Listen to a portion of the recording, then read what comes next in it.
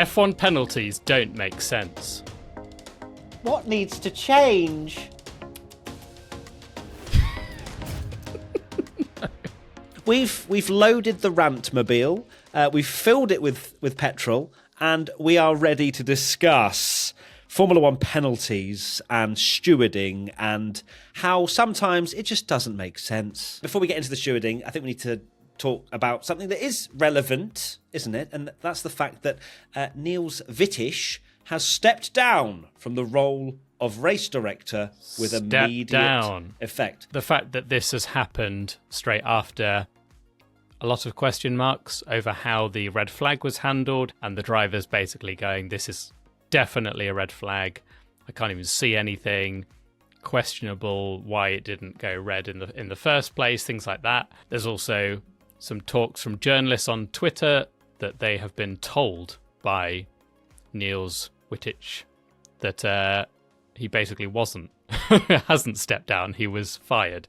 So yes, not all is as it seems, and not good for what's going on at the moment. Now let's get into stewarding, shall we? There's been some questions sent in. P1 Patreon member Michaela. How would you develop a programme of quality stewards that can be consistently relied upon if you were the race director? I think it's been brought up time and time again around the sort of roving door, the rotating door of stewards, and they never have the same three or however many you decide to have in a team.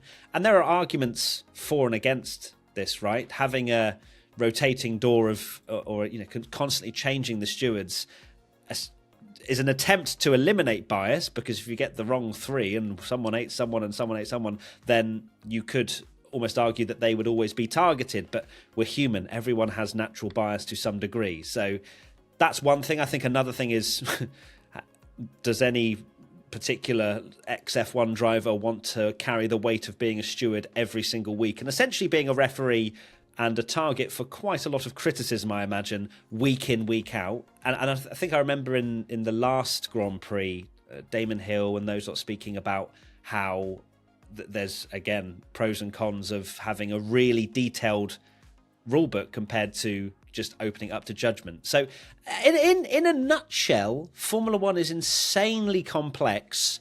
Every incident is different. A two-footed tackle is not a two-footed tackle in Formula One. There's 100 different versions of that.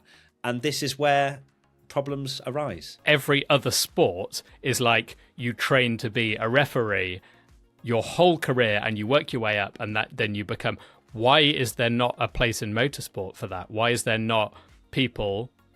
very brave people, has to be said, they're like, no, I'm going to train to be a steward, and you work your way up and you work in lower formulas or whatever, and you build a reputation or whatever, and then when you're the top of the top, you work in Formula One, and there'll still be, it's just by having better stewarding, you're still going to get contentious decisions, and people will always disagree with things because that's just Formula One. But there needs to be a proper process, because the process right now is so archaic, just to have it almost feels like something in the 70s where you're just choosing three people, come in, go and have a go. Why is there not a system in place where there's proper Formula One race stewards that can rotate? I feel as though Formula One fans would still be aggrieved if our favourite driver gets a penalty or doesn't, or we don't agree with a certain penalty. But you also feel as though, okay, why has the stewards given a 10-second penalty or a 5-second penalty to Lando for going off the track? They then show some evidence that they can feed into the main broadcast. Okay, so Lando was not halfway ahead. This is the reason we're giving the penalty. Done. Right, and then we don't have to question exactly. Oh, let me whip out my 1,000-page FIA rulebook and go to Article 26.B-5. We don't have access to that, so I feel as though breaking down the barriers and the sort of question marks over why they've gone for decisions might actually help quite a lot for those aggrieved Formula One fans that don't understand why they've done it. I don't think the drivers, apart from Max Verstappen, knows the ins and outs of the rulebook. So yeah, I think that would be a really good thing. Of course, that does open them up to even more criticism if they show visually exactly why they've made a decision. But that's where I think the sport needs to go. We don't need more question marks. We need some things answered.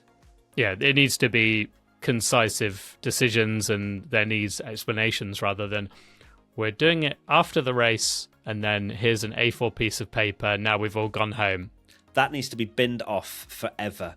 The flipping after the race investigations. Oh, we need to speak to the drivers. No, you don't. You are the referee. What is Carlos Sainz or blooming Logan Sargent going to say about an incident that you cannot see visually? Make a decision. At the end of the race, it should be the end of the race. Unless it literally happens on lap 53 of 53, on the last corner of the race, and something very contentious happens, then maybe there's extreme factors. But Lando jumping the start, well, not jumping the start, going after the aborted start, how are we waiting like 3 hours or however long it was after the race to find out whether any of those drivers got penalised? We don't need to find out from the drivers what they were told or not told. There has to be cut decisions, because we were all sat there going, was Lando going to get more of a penalty? Imagine if he'd won the race and then we're all questioning, is he going to drop down? This is massive for the championship. Tune in next week, or tune in 3 weeks' time to find out whether Lando got a penalty if you're a casual F1 fan. I just don't personally see it. No, it's ridiculous that they can do those decisions and leave them out for so long. And I thought that they would have a process in place now. You know, we've been complaining about that since 2008 about having a graphic that says investigate after the race, and it's like, why aren't you doing this now? You've got all these stewards there that are meant to be experts and doing what they're doing. Why it can't be decided? You've got, we've introduced this VAR thing since Abu Dhabi 2021. Well, why aren't they sitting there analysing it during a 2-hour rain delay when you could just get the decision done? He takes his penalty or his fine, which it ended up being, and we get on with it and we get a proper race and you get to know what happens. Prinzathi. Why can't the steward and race director be from a nationality which are not the same as the drivers and teams, just like in football? I think it goes back to what we were saying about there doesn't seem to be that much effort put into this whole programme of how we make it work, this stewarding system. And I think if you then take out all of the nationalities of the drivers that are currently on the grid and then select from that pool, when they're not really doing too much to find people, I'm sure it's quite probably narrow at that stage with the mix of nationalities that we have on the grid. I think it would help for sure for those discussions around bias. But then again, as we say, we're all human. We all have relationships and friends and things like that. It's not just nationalities. There's so many stories up and down the paddock, and I think that's something that needs to be looked at anyway, is that you're getting these people that do have a history, and there will be natural biases anyway. And they are professionals. They're there to do their job properly, whether you think they are doing it or not.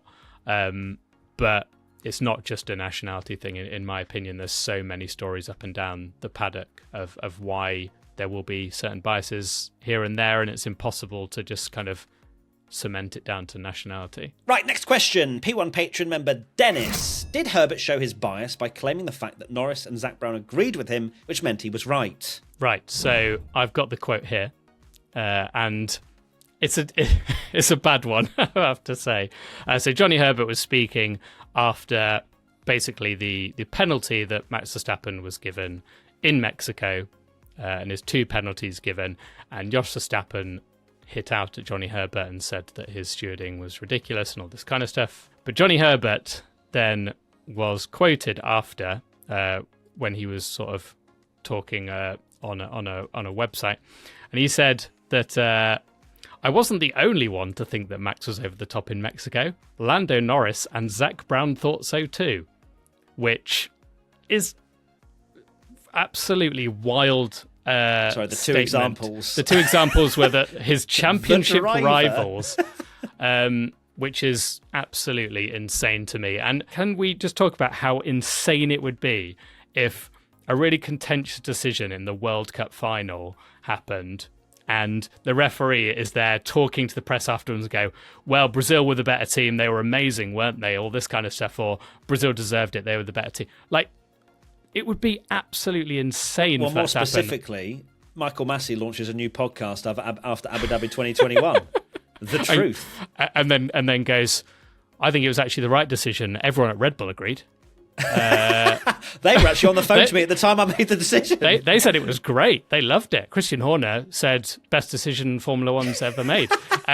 It's absolutely ridiculous, and I think it's really, really detrimental that even if they will try and do their job the best as you can, if you had a steward that basically, as an example, had said some bad things about Fernando Alonso in the past, and then he has to make a decision on a penalty for Fernando Alonso, you're going to bring up all those old quotes and everything and say there's bias there.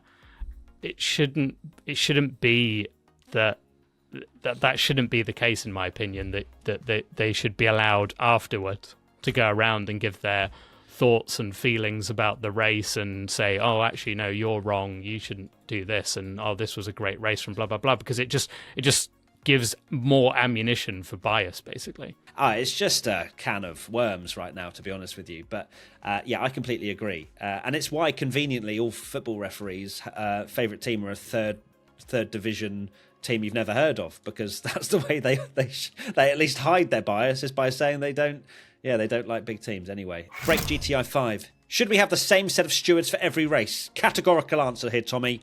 Yes or no? For me, do I think we should have the same set of stewards? That's a really difficult thing to categorically say yes or no to, and I'm regretting it immediately. I think if the right stewarding system that we've already spoken about is put in place, and they have been trained up, and they don't have a history of driving for Ferrari as a test driver for 15 years, yes. Perhaps there's a rotation after a year, but I think we should try it. I don't think so. I think it needs to change every race, just like referees do in other sports. You can have a bunch of people that do it and rotate, absolutely fine. But naturally there will be biases. You know, we joked about even the people that grow up and say in this ideal world situation that we've created here where people are training to be stewards, they will still have natural biases with certain things. So you rotate them every now and then, and it kind of, you just need more of them as well. It shouldn't be the same people that need to do 3 races or whatever.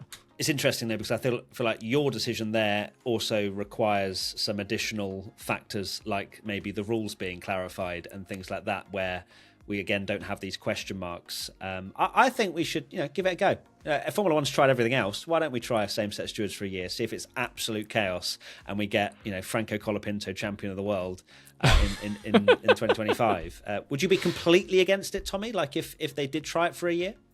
I don't think you should. I would be against it. I don't think you should have the same people doing every single race. There needs to be. I do think for all the ranting we've done, I do like that they've got 4 stewards and they think about rotating it and they have like a representative. It's just who they pick is not right in terms of just picking ex-drivers who have so many opinions and things on stuff. Counter offer, Tommy. Okay, listen up. Head steward. So we have a head steward that doesn't rotate throughout the year and a team that does. Thoughts? I still think that this perfect solution that we've come up with is the way to go. But then, of course, implementing that now, you'd have to get people doing it from a young age, and then it's going to take years and years to do it. So it's like, how do you find that solution now? Let's go to the next question. At Galaxy, why are their decisions so random and why do they take so long to make them? Why is a rulebook not laid out? If X happens, issue Y penalty or reprimand? Because Formula One is so complex. It is, every single incident is different. I don't know the answer to this because you could go one of 2 ways. One where the rulebook is a lot more, we'll just let the stewards decide. Or you've got the rulebook that tries to come up with every different situation possible to then have an answer. And it's sometimes when it is so laid out, you're then complaining, why don't you just use some common sense here of, wow, come on. Lando, did he really deserve a penalty in America for what he did? And like track limits, for example. I think the perfect example for me here is why it's not black and white and there's a rule book laid out.